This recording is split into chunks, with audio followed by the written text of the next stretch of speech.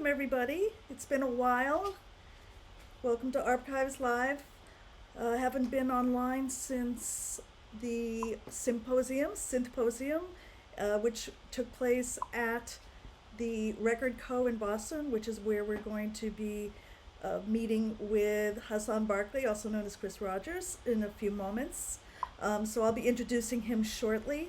I just want to make a couple of announcements because this is that time of year that we talk about Giving Tuesday. So I posted the link in the chat, and it is our donate link for our website. We are really way underway with our ARPs for All fundraiser, but we're still a little bit short of our goal. So we're hoping that if everyone could donate even $1 or $5 would be absolutely fantastic. We're also working on a bunch of archival projects, including something called the Lost ARP Tapes.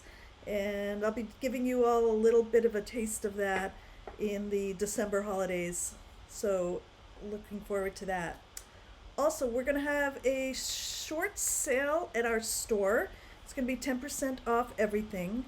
We have some beautiful art prints that are going to be displayed.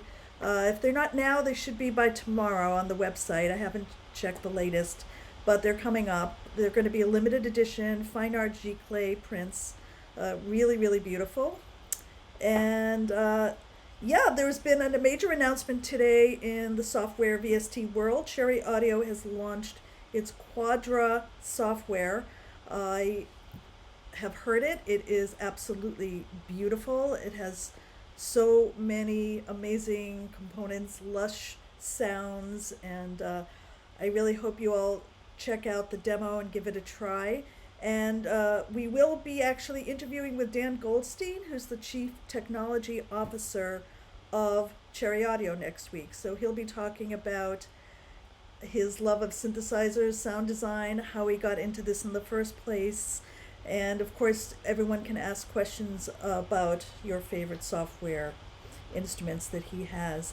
And then finally, one last little plug is this. This came out, I think, a week ago. So it's been a big week for both the synth world and specifically the ARP Quadra, because right in the center of this beautiful book by Bux is a layout about the ARP Quadra as well as the Chroma by my friend Mike Medley. So definitely check it out. All right, enough promo. I want to get going and start talking to Chris. Let's see if I can get Chris. Are you there? Hi there. There he is. Hey, how you doing? I'm good. How are you doing? I'm okay. I'm all right. It looks really, I love the color back there.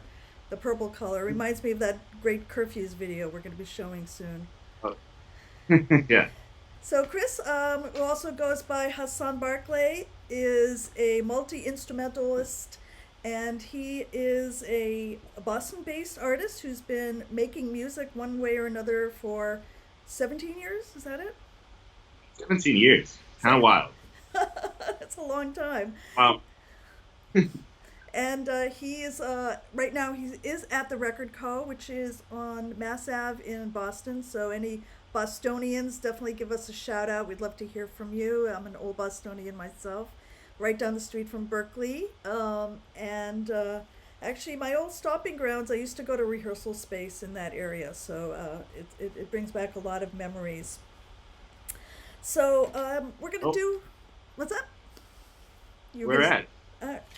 I don't remember. All I remember is I was usually the only person on the street when I got off of the subway, the train, the T, and it was properly scary.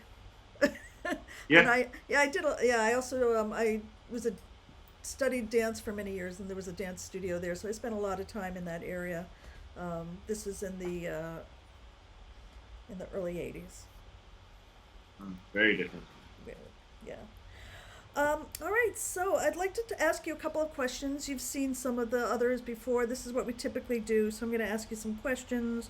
We'll look at some music, listen to some music, ask you some more questions, do some more music, and then maybe ask you to noodle around a bit so people can see how great the studio is at TRC and see it live in action. All right, so you are from Boston originally, is that correct? That is correct. Yeah. I'm born and raised, lived in a couple of different parts of Boston all my life. Hyde Park, Mattapan, Roxbury, Dorchester, JP, Allston, all over. Been all over. Did you say Allston also? Yeah. Oh, cool. All right. So, were you playing music as a kid, as a young person? Well, you're still a young Yes. person to me, but... I got into guitar at around 13 years old. After seeing my cousin play it, I was like so enthralled by his playing, and like I always looked up to him. I just like naturally gravitated towards that. And then over time, I started seeing like all the other things in technology in like the mid 2000s. MIDI started to get way more accessible and a lot more compatible with the computers that we had at home. So at a certain point, I could just like put it all together and make music out of my house, like actually record ideas and get them done there. And it was, I don't know, it was major for me. It was major for me to be able to see myself doing that at a young age. Did you have aspirations at that time to do what you're doing today, for instance? Was it like, this is what I'm going to do? You knew, or? Yeah, I knew back then. I didn't know how, but I knew. It was just kind of a straight line without really understanding like the journey in the middle. I'm still in the journey in the middle, but it's been pretty consistent. You want to always be in that journey. I think it's a lifelong journey. Yeah. People can always learn. I think that's one of the beauties of all this evolution of instruments. So, how did you learn how to play guitar? Did you learn from your cousin, or did you just sort of sneak around and grab his guitar when he wasn't looking, or how did it work? So it started with that. I would just like be sitting on the floor looking at his guitar and just like play with the strings, not knowing what I'm doing. And then he was like, just pick it up. And he taught me power chords, and I kind of went from there. I was just playing like punk songs for a while. And then I started listening to different types of music and like picking up on what sounds I was hearing in there. And I ended up just kind of learning by ear from that. And eventually going on to like YouTube, or like we had a music choice on cable, like on demand, so I could look up lessons on there before YouTube. And then, yeah, like from then I just kind of like kept honing my craft by ear. Cool. So, hold on one second. I'm just seeing somebody saying that it's freezing. So hold on. I just want to make sure. Is it for those of you who said that the stream was freezing? Is it still happening? I don't know. Okay, well, we'll keep going. Just let us know if there's anything going on that we don't know about, because it's hard for us to know. Can everyone hear us? Right. Can I get a thumbs up from someone? Okay, all right, thumbs up, great. All right, so what I want to do is talk about some of your influences. What sort of music were you listening to, and what sort of music have you evolved into, or tell us about your influences. Right. So an interesting thing I was thinking about the other day is like some of the first music I listened to was through video games. I grew up I was born in '91, so Sega Genesis was like the big video game system around then. My brother is 9 years older than me, so he was always playing it while I was like an infant. So some of the first music I heard was like raw synthesis from the Sega Genesis sound card. Oh, wow. And I've been at a lot because a lot of it was like dance music. Like there's a video game called Streets of Rage that I'm sure like some people in the chat may have heard about. And it's just straight house music. It's like 16-bit house music. And the quality is still pretty good. It's still some of my favorite house music that I've heard my whole life. Says a lot. And then from then, like, there was always hip hop, R&B, soul from the 70s, just all of that music like in the house. But back to video games, like playing video games as I got older, the quality got better, the music quality got better. They started licensing music, and I would hear stuff like, I would play stuff like Tony Hawk Pro Skater, and it would just be all punk and all hip hop and all metal, and like I would just get all of those influences that I would never hear anywhere else because I was playing that video game. So that's an influence on me. Then around then, I would explore more on the internet, listen to like Red Hot Chili Peppers as a kid. They were major when I started playing guitar because it was just so like bare bones funk. Um, who else? Nine Inch Nails is a huge influence on Oh me. yeah. After getting into like Incubus and like Red Hot Chili Peppers and stuff like that, I moved on to like more synth based stuff like Nine Inch Nails, and it kind of blew my mind hearing that for the first time.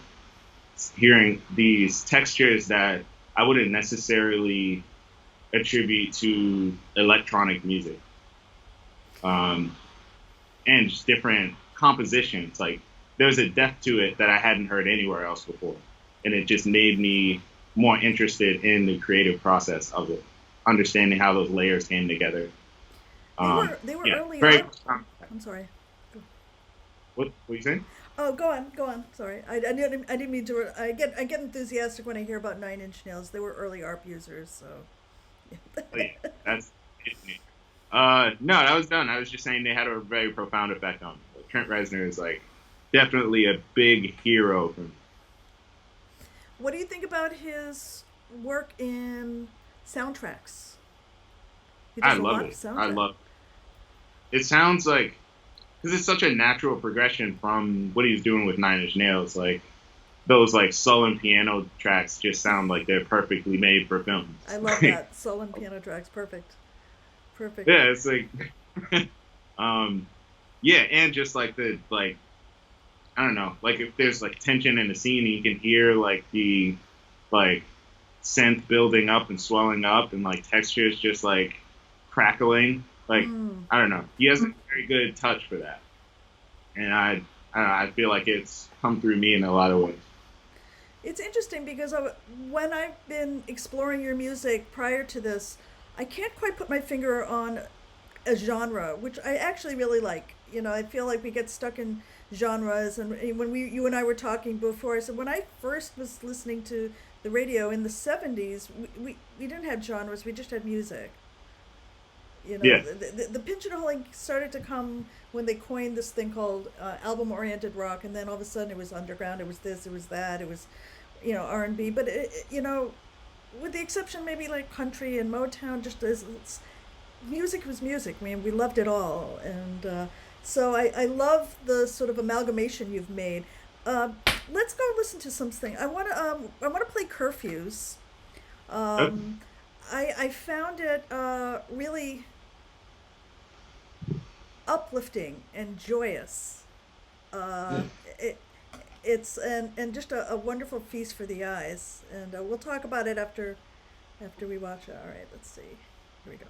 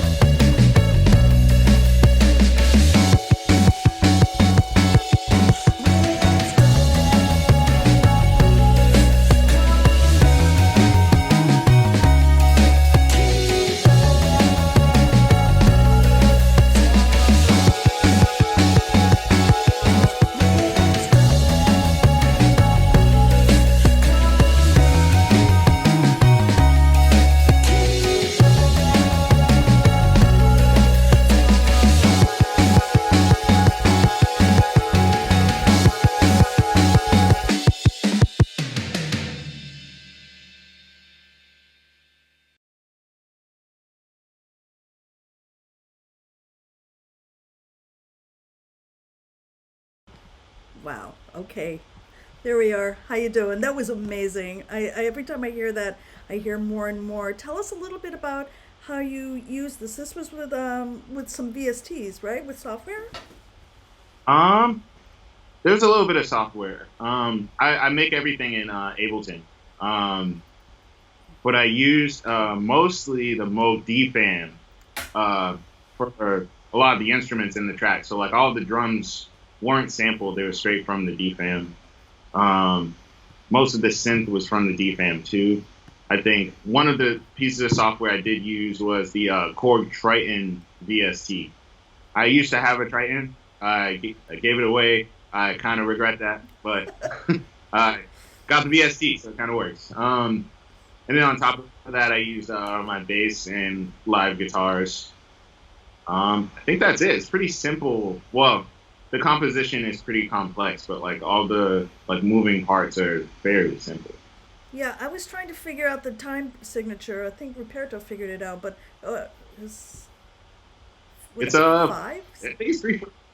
It's either 3/4 or 6/4. Okay. No. It's 5/4, 5/4, 5/4, 5/4. My Yeah. bad. Yeah, it was really it's complicated, but at the same point, it doesn't sound complicated. It's really interesting. Um, Tell us a little bit about the impetus behind this curfews. I imagine this is a direct result, of course, with our present dystopia. Yeah, it's a great way to put it. It came from the boredom that came with being in lockdown. Like everybody I was talking to was experiencing some form of like cabin fever, and it just felt like a good. It felt like a good thing to talk about to just get that energy off of my chest, but also to turn it into like kind of like a forbidden love song where it's like, okay, I got to get out of here and get to this person so I can get these feelings out. Um, it's also influenced by Stereo Lab. I don't know if you're I do. familiar with Okay. them. Yes, of course. Yes. All right. That makes sense. I have a big crush on their music, so it's like a music as well. It seemed like a song that they would write. Yeah, I can see that now. It kind of clicks, and even the sort Yeah, of quirky, colorful joyousness, it kind of works with that as well. Yeah, yeah. I like that. So, I see this in a lot of your videos and pictures. If you all were there in the beginning, you saw the T-shirt. Yes. Uh, Tell us about the T-shirt. So I kind of just put that together out of necessity, um, because of COVID. We couldn't get any masks mailed to the house because of the shortage. So I got creative about how I could like go get groceries, Right? but also, yeah, I just looked it up on YouTube. I saw that people had made masks out of T-shirts, and it was like something I had on hand. So I looked it up. It's just like, oh, okay. I also learned it from like a 13-year-old on YouTube, which is very funny. I can't find the link anymore, but like I want to find it and like do something with it. Oh, that's so But funny.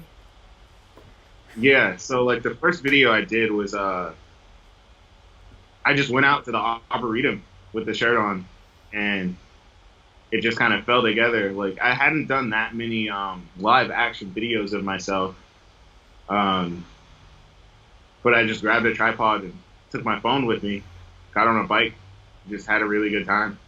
So you shot that on with your phone, Yeah, I shoot it all with my phone on a tripod. but the resolution is so good. That's so amazing. That's really Yeah, amazing. Okay, because so it's HD. I suppose you have it on HD or yeah, yeah, it shoots in 4K. It's nuts. crazy, crazy. I always think, oh yeah, I know it's capable, but I can't get past how unbelievable it is.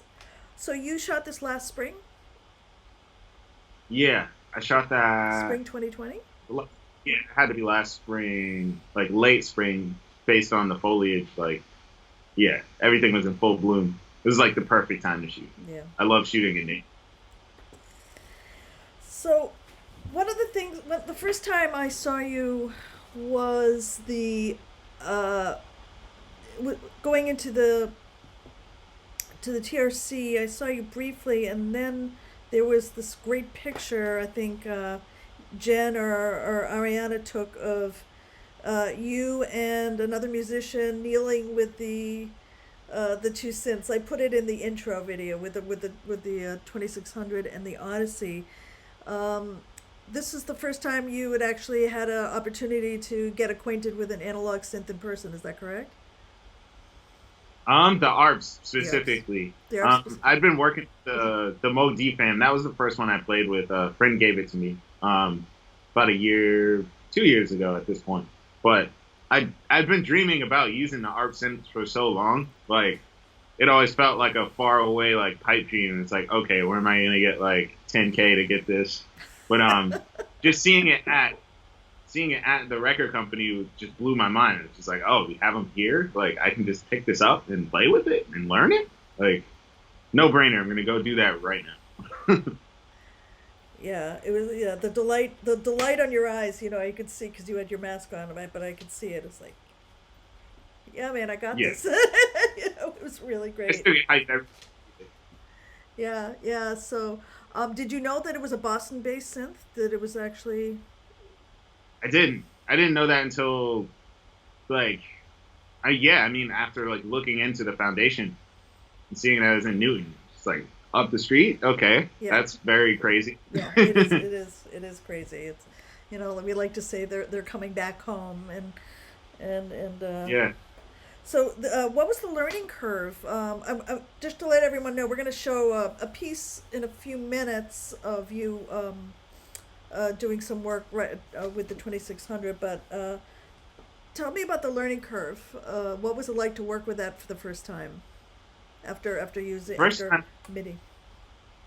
Right. The first time was very interesting because I didn't know you had to let it sit for like a half hour. So it was very inconsistent the first time I used it. The oscillators had a life of their own. But over time, it just got like easier to work with. I also like played with the VST a little bit, and I know it's like very different, but it gave me kind of like a basic idea of how to move things around. Also, David Mash coming in and like just showing us his like crazy patches of wild things that he does with them definitely helped a lot. I'm still learning a lot. I just wanted to get as much time as I can with this thing. But I'm appreciating every second of it. Yeah, Dave knows some pretty cool patches with integrating the sequencer, right? You're using the sequencer back there, I see. Yep, right here. So let's so I want to show everybody level 2.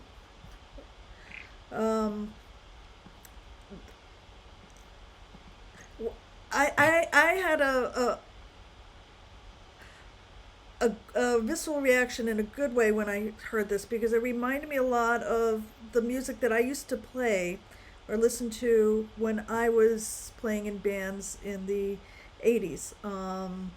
I was doing a lot of underground kind of alternative, edgy, punky stuff, and there's a part of this that reminded me of that. So it's very cool because it really shows a whole breadth and scope of the possibilities of this instrument. Let's give this a listen. Right.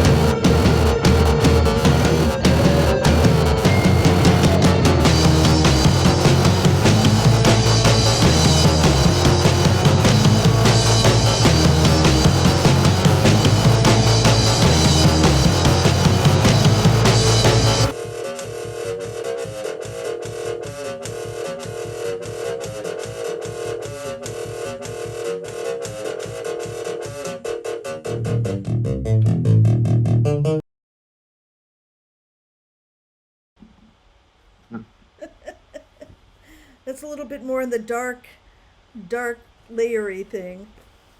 Right? Yeah. Right. I feel like I found that that's like kind of a challenge for me sometimes, like figuring out where to put um my like light influences and my darker influences, like where they all fit. Well-rounded, well-rounded musical attitude. That's so. Where you see yourself going with this? Are you going to be? There's a lot of other instruments to explore there, and I'm definitely interested in the fact that you picked the most complex one. I mean, there's a whole bunch of other other ARPs there. So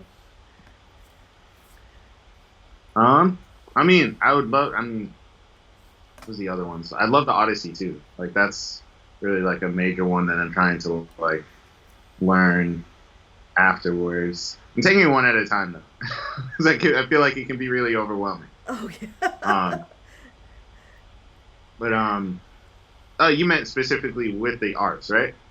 No, not necessarily, but well, there's a you have access to the synthesizers there, but with your music, I mean, it's all about the music, really. So yeah. So how are you? What's your next project? Let's put it that way. What's your next project? What's going on with that? Okay. Um, right now I'm trying to put together a live band. I have a drummer and a bassist. I'm trying to round it out with a guitarist, and that would give me the space to like move around on stage, but also like play with some synth or like play with some sampling or like anything like that. It would just make me the wild card, you know. So yeah, putting together the band right now is a major project in itself, but I also have two separate releases that I'm working on as well. One is the intro song. New Jack is going to be on one of them. It's an instrumental release, Oh, great. and then another one is a full length release with vocals and yeah, And what's full the track name of list. that? So we look out for it. I don't want to give out the name yet. All right, all right, all right. Right. So there's a bunch of people just jumped on. Bill Miller, who actually has the studio that the rehearsal studio I was talking about earlier. Hey, Bill, can you tell us where that rehearsal studio is? I know it's not too far from the Record Co. Alex Ball, who, like you, is a multi instrumentalist and has. I definitely invite you to take a look at some of his videos because he's got you can see him playing a bunch of instruments as well. So I think you'll kind of groove on what he's done. Orkan, hi everybody. So yeah, Bill, where was that studio, that rehearsal studio in Boston? If you're here, if you want to type it in, we'll give him a minute. Anyway, I'm gonna just throw out some of these. I never know if people can hear us or not in the real Right. time. Um, is the sound coming in, everybody? This is one of those days where I'm never sure if things are working. All right, so we'll just keep on talking and hopefully they'll answer. So the band is going to be is it focused in a specific direction, or is it going to be um, closer to any of the videos that we've seen? I would, I would say it'd be close to the videos. Still somehow like trying to balance all of those influences into one. I think it's easier to build that with that flexibility with a live band as opposed to like playing with a DJ or something. And I'm just being very picky about who I choose to have around me so we can like just have our full personalities come out on stage and have that bleed into the improvisation that will create that fusion that works for us So and for the music, in real service to the ensemble. music. Yeah, well, that sounds great. You so and then you can always jump in if you have to because you play all the instruments. Right. The whole, like the So what do you got back there? I see you have a 2600 and the sequencer. So you have the 2600 sequencer right here. Yeah, so It's everyone, going right. he's in TRC, so I definitely want you to yeah, show us the studio a little bit. Right. Yeah. So this is Studio C. Um, I mean, this section of it, whoops, this section of it is the control room, and then like immediately to my left is a vocal booth. This is one of the smaller ones, but it's super affordable too, which is like a major key for that. This one's $65 for 4 hours. It's amazing. So, yeah, like you can get high quality output for $65 for 4 hours. And it's totally soundproof. I can't hear someone right out the door. Wow. I love it here. Yeah. Looks like you have a little patch there. What's going on? Want to play? Yeah. I have a basic patch going on. Running through the sequencer. I think BCO2 is patched in to the sequencer, and then I have 1 and 3 just kind of doing their own thing. But yeah, you can pull it up a little bit.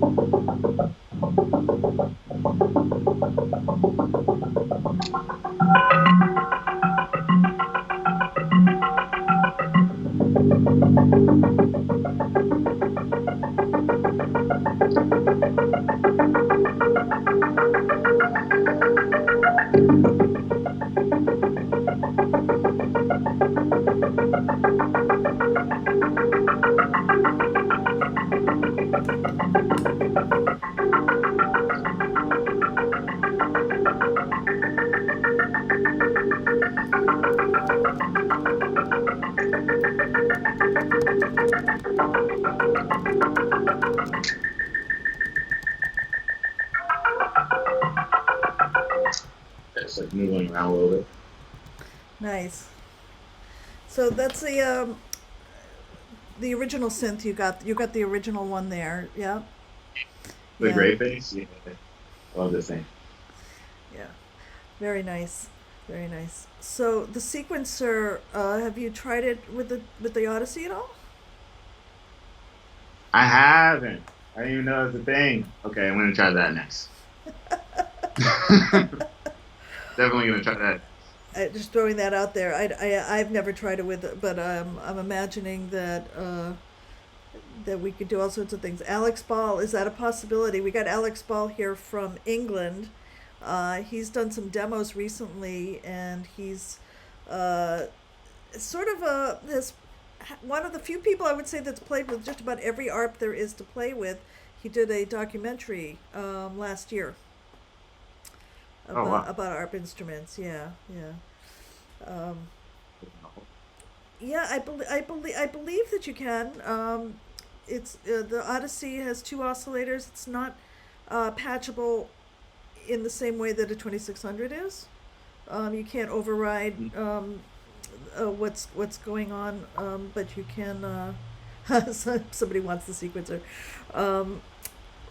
But yeah, have you tried it also with the Antinous? We also have an Antinous 2600 that's there as well. It's in the it's I really love it. It's the first thing you see when you walk into TRC.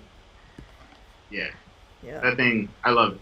I play with that more than I play with this because I'm usually at the front desk. Oh, okay. Like, I'll just set a patch on there and leave it up for hours, like something super ambient and chill. People are like, "What's that playing?" And I'll just point to that. So it's part of the overall atmosphere of TRC at night. When I'm up there, yeah. What was I gonna say? I like the MIDI compatibility with it too. I remember when I first started using this sequencer, I was a little intimidated by it. So I would just go to the Antonus and just work with the MIDI keyboard there. But after I've realized how to use this, like learning how to use this, I love both for their own reasons. Like there's so much you can do with whatever MIDI controller that you have. Like for example, I think there's a keypad up there or the launch key from Novation. Yes. And it has so many capabilities on that on its own. You can control like the tempo from there as you would like a DAW. Or like just turning on the latch instead of like patching a latch and the synth, like you can, it's kind of like just like digital mode. So we have a question from Dora Modun who wants to know, are there any particular features of the ARP 2600 and/or sequencer that you really like? I really love the string reverb in here. In the video, I was running all of my guitars through the 2600, so everything you heard from there was strictly from that, kind of like an amp. But the reverb sounded really nice. Like I'm definitely going to use that as like a regular effect for my guitars going forward. What else? The filter sounds really good too. Very very warm, but like very jagged if you want it to be. Like it's very versatile. Yeah, that's the beauty of analog synth. All right, we have another comment from Brian. Fun factor: Martin voltage control is great. You can control all modules with a CV. And so he's saying he remembers that the Odyssey has a CV in and out jack, and then because we're talking about the Odyssey and the sequencer. Let's see.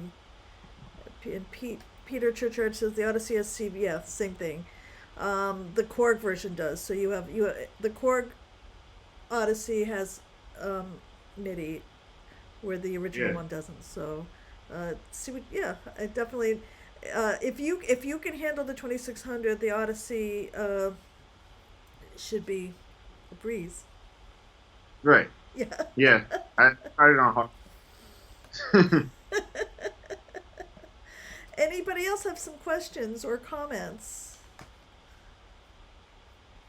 Oh, Bill T. Miller said the rehearsal space that we were at was on Albany Street. It's now a freeway ramp. It doesn't exist anymore. Yeah. Yeah, things Very did boss. change a lot since back in the day. Yeah. Let me see. Any other questions? Thorsten, he is in England. He really likes the bold, uniqueness sounds. Oh, thank you. Yeah. And there was something. I saw something else I wanted to share. Somebody they were talking about they really loved the video, but now I can't find it. Okay. So here, let's see. Alex Ball. So he's talking about the coolest thing about the Odyssey is sync and sample and hold mixer as a mod source, and you're gonna have a really fun time. Oh yeah. Yeah. Did I get that right, Alex? All right. So are there any vintage or modern synthesizers you would like to own? That is a good question. I mean, I would love to own this. On top of that, wow, how did I go blank after that? Because I usually have a list. Oberheim, I do Moog. love like sample-based synthesizers too. Like I want to get another Triton. I have to get that. But oh, I just saw that. I'll come back to this conversation because I know it'll pop up as I'm talking about other things. Synth Hero is definitely Trent Reznor. I saw the question there. Oh, you saw that? I'm gonna jump. Yeah, Trent Reznor for sure. Everything he's done with Nine Inch Nails and just soundtracking and all of his other projects have been like have had a profound effect on what I do. Also, Chad Hugo from the Neptunes, the production group from the early 2000s. I mean, I guess they're still going. They had a group called NERD too. I'm sure you've heard of Pharrell. Yes, of course. He's like the other member of NERD slash Neptunes. They've also had a profound effect on what I do there with music. Right. I would say they're like the angel on my shoulder, and Trent Reznor is like the devil on my shoulder. I like that. That works. Yeah. Okay. I'd like to know what synths you.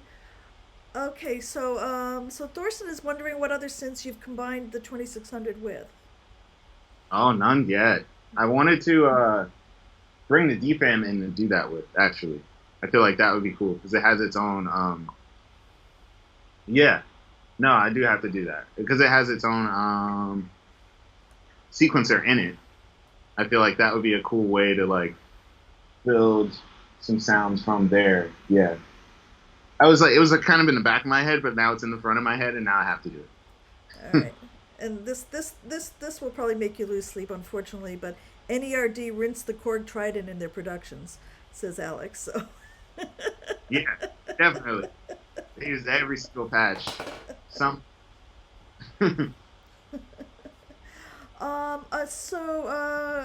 Christian Martriano wants to know if we can hear another cut. Christian, I don't know if you're referring to him playing live here. Well, we are going to play one more cut as we close today's broadcast. So, so we absolutely will. We'll be hearing that towards the end. For sure. Yep. I'm also on Apple Music, Spotify, all of those DSPs. Just look up Haasan Barclay and I'll pop right up. Cool. Alex Ball wants to know which instrument you started on. Was it guitar or? I learned guitar first. I learned guitar by ear and through my cousin and through YouTube University. Yeah, the more I learn about how YouTube is taught people things, the more I really have respect for self-broadcasting, and so it's really exciting to be in that world, and I'm really glad we can share this time because someone out there is going to hear this and get inspired too. There's a snowball effect I find with, people making quality content and people, being real and sharing what they know and sharing what they don't know and giving each other, support, is that it just snowballs, and this is what community is about. And this is what TRC and the ARP Foundation, what we're all trying to be about. So the fact that you got to this amazing place being self-taught and having the tools, you're very lucky in some ways that your generation has all the amazing tools. Yeah, I don't take that for granted at all. Yeah, it's very, very cool. We have to, Alex, I agree. We have to use that YouTube University. We're gonna have to steal that from you. So. Yeah, no, I mean I took it from somebody else. I don't know. So people, more tips and tricks from this community. Now's I think noise generator through the sample and hold will give you a random sequencer effect when you take the control voltage and control the oscillators and or filter. Okay. So you can go back and play this again, so you'll be able to see all that. I'm gonna write all of those. So do you want to? Christian would love to hear a little bit more, and then we promise that at the end we have the last song we're gonna. I guess it's permission to noodle. Oh, okay. Yeah. Have some fun.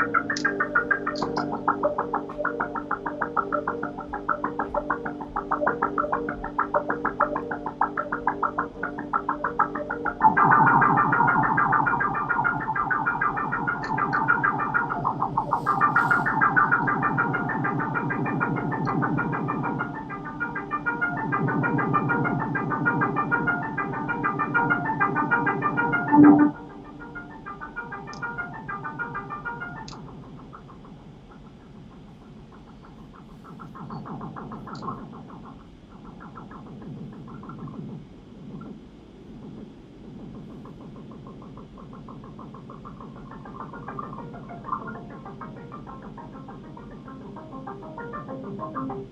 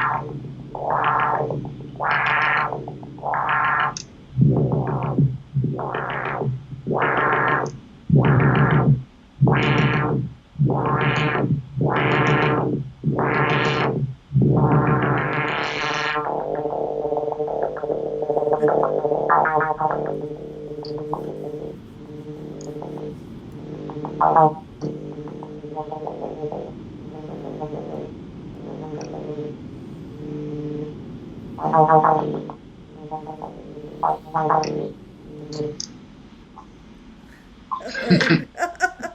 Woohoo! That was fun. That was fun. All Like, right. So we're getting kind of close to running out of time. We're gonna play this last song as we close. So I think at this point, if anyone has any more comments, feedback, pun noted, we can. uh, this is a good time to chat. You're getting tons of hearts. It's really kind of. I don't know if you can see it from where you are. Um, yeah. All right. Cool. So I think what we're gonna do is just talk about the last piece we're gonna hear. this one's called "Call My Phone." I think it was one of the first short form songs that I did. I did a collection of short form songs around last year at the very beginning of the lockdown, just out of boredom. But over time, I just came back to those songs and realized, oh, I can like flesh these out to like real things. Oh. So this is the first part of that. It's going to be on that project I was telling you about, the full length one that is as of yet unnamed. You're gonna let us know how we're gonna find out about it. How we're gonna know about it. If you follow me on Instagram, Twitter, or Facebook, you'll definitely be the first to know. Excellent. Alrighty, great. All right, so we are going to close in a few moments, but please stick around so you can hear Call My Phone. I want to thank you all for coming today. This will be posted on YouTube, Instagram, uh, IG Movie, and any place that we can figure out how to post it, right? So, Yeah. yeah, and please consider giving us a donation. As I said, $1 or $5, because we know this giving and spending season is upon us, and definitely Mhm. things are more expensive than they were before. But even $1 will do. We are really hoping to get some of the archival projects underway, and we are going to NAM. Yes, we are. We are going to NAM. Fingers crossed, anyway. Let's hope everything uh, is in a positive note. So hopefully we'll see you next week as well. Again, we're going to have Dan Goldstein from of Cherry Audio, discussing his work with them. And I'm going to be in Boston next week, so hopefully we can catch up, Hassan, and Yeah, see what else is cooking. I'm here with it. I'm here All for right. it. Thank you guys Thank for you, everybody. all that's in the chat. I appreciate all of you. Thank you so much. Thank you. Thank you for your time. All right. Let's check this last one out.